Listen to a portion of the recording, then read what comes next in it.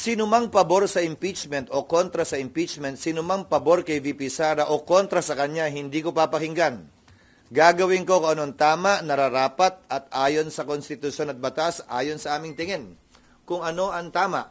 Hindi porkit pabor sila sa impeachment at ayaw nila kay VP Sara at gusto nilang matanggal si VP Sara, mamadali na namin at susundin namin sila.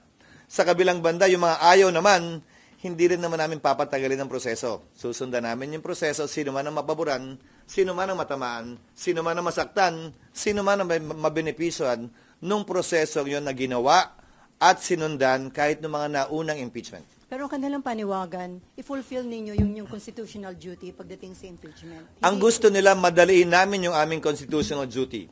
Gagampanan namin yon, pero hindi sa oras na gusto nila porkit nagmamadali sila. Wala namang nagsabing hindi namin gagampanan yun dahil sabi ko nga, proseso ito na dapat sundan at sinusundan. Hindi sa oras na gusto nila, hindi sa pinili nilang panahon. Halimbawa, gusto nila mag-trial kami sa recess. Maliwanag na bawal at illegal yun.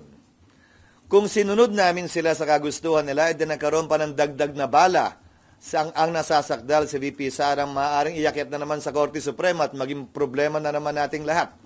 Hindi dahil mapapaboran siya o hindi siya mapapaboran, pero dahil magkakaroon ng constitutional crisis kung saan maaaring pigilan ng Korte ang Senado sa sinimulang trabaho niya.